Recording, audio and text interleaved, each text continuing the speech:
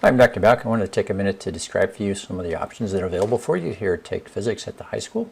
In general, physics is, I guess, one of the best uses for math that you'll ever come across. And it's a place where we try to describe the world around us and things that you can see and touch and feel and observe. And math is the language that we do that with. So briefly, we have three essentially levels of physics that are available. So the first level is the high school physics level. We call this physics of the universe.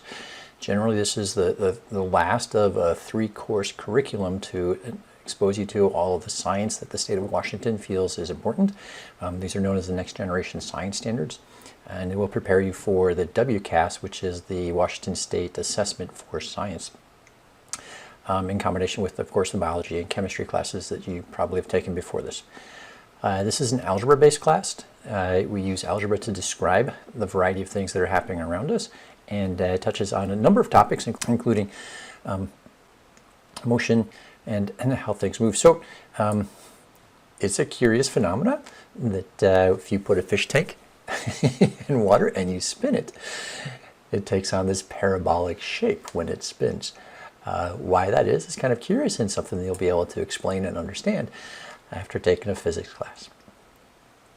The second level of physics that we offer is AP Physics 1. This is also concurrent with Central Washington University. There it's called Physics 111, 112.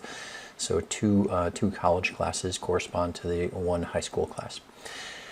And this is college level physics, so the expectations for math are a little bit higher. We still use algebra to describe the world around us, and we focus on similar topics, motion, forces, energy, collisions, and rotation. But we'll go to a little more depth, so you'll be able to explain, for instance, why it is that when you roll a disc and a hoop down a ramp, that the disc will get there before the hoop. So it's a descriptive course and relies on algebra to describe things. Again, there's the opportunity to take it for college credits through Central Washington, which requires a fee, so there's tuition for that is not paid by the high school. And then there's also the opportunity to earn college credit by taking the AP test for Physics 1 and doing well enough on that to be able to convince your college to give you some credit. The third class that we observe gets a little bit more complex. So for instance, one of the things that is kind of fun to look at is you may notice that I have a pendulum here on the top, a mass spring system in the middle, and then a weight going around in a circle. So it turns out that these two objects, a pendulum, a mass spring, and this object in rotation, that they behave similarly, and we'll use similar math to describe these.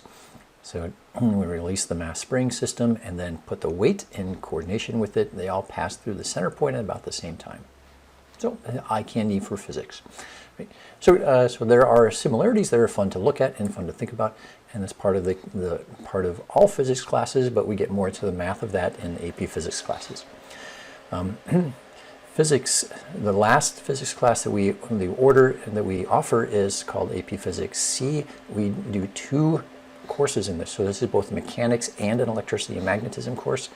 And this corresponds to three classes that are hosted by Central Washington University. These are known as Physics 181, 182, and 183. This is really intended as a second-year physics class. So it's very challenging to take this as the only physics class that you've taken in high school. And every year, some students do that and are successful at it.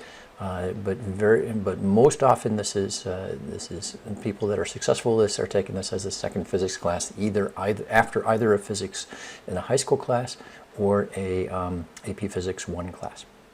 So semester 1, we focus on mechanics topics, motion and rotational motion, and using calculus to describe that.